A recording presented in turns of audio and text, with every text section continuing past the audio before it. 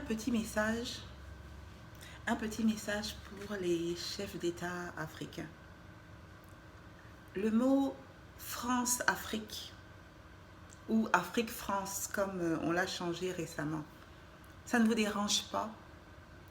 Ça ne vous dérange pas? France-Afrique ou Afrique-France, pour moi ça revient au même, c'est vraiment du kiff-kiff bourricot. Ça ne vous dérange pas? Hein? On parle de 54 États africains. 54 États africains qui comprennent, je ne sais pas moi, la RDC, le Gabon, le Cameroun, la Côte d'Ivoire, la Guinée, les pays du Maghreb, le Maroc, la Tunisie, l'Algérie. On parle de 54 États. France, Afrique. Donc nous avons 54 États et de l'autre côté, nous avons la France. Mais même dans un combat, on essaye d'associer les poids légers, les poids moyens et les poids lourds.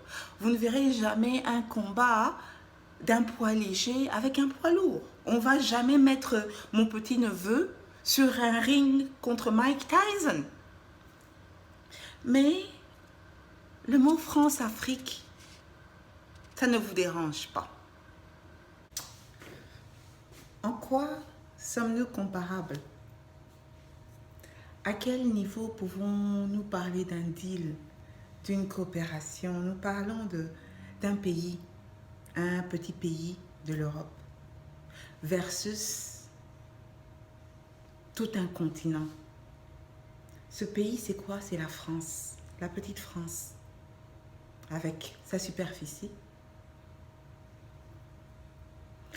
versus tout un continent. Un continent, on parle de 54 pays. France, Afrique. C'est regrettable. Si nous pouvons nous permettre de comparer, le deal, ça va se passer entre quoi? La France et 54 pays. Lorsque nous réfléchissons par rapport aux matières premières, lorsque nous réfléchissons par rapport à la superficie ou tout simplement le nombre d'habitants, est-ce que vous ne voyez pas que c'est un deal inéquitable? Un pays contre tout un continent. Certaines personnes vont me répondre que, ok, c'est par rapport à l'histoire. Mais justement, est-ce une belle histoire? Sommes-nous fiers de cette histoire? Est-ce que cette histoire, nous sommes fiers de la relater?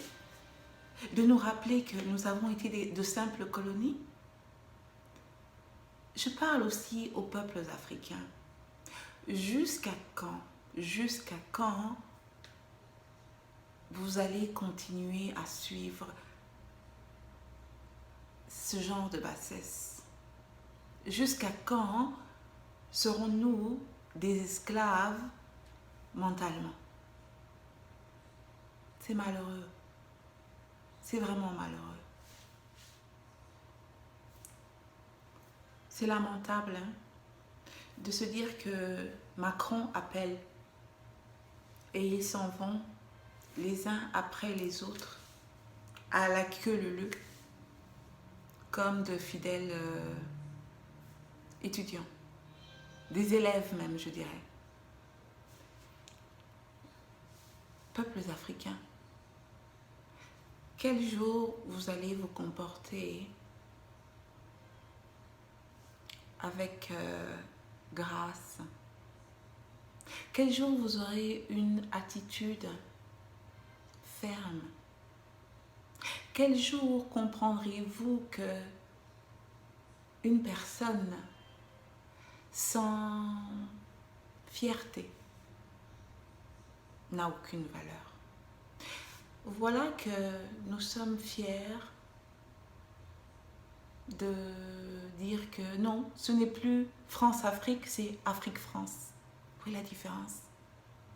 Où est la différence? France-Afrique ou Afrique-France? Moi, je suppose que un pays peut se mettre avec un autre pays. Un continent peut se mettre avec un autre continent. Vous n'allez jamais entendre Chine-Europe. Les Européens ne vont pas laisser faire ça.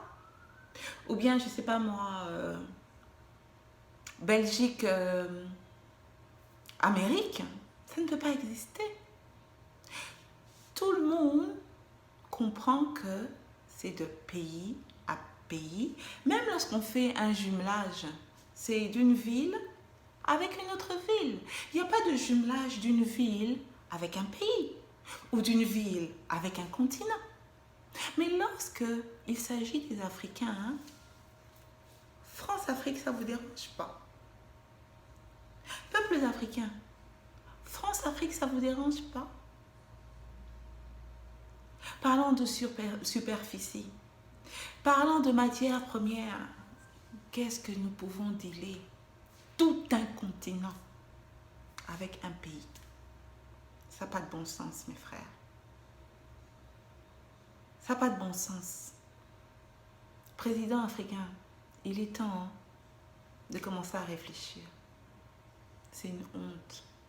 France-Afrique, c'est une honte. Afrique-France, c'est une honte pareille. Que ce soit Macron qui le dise ou pas, le fond de la pensée est nauséabonde.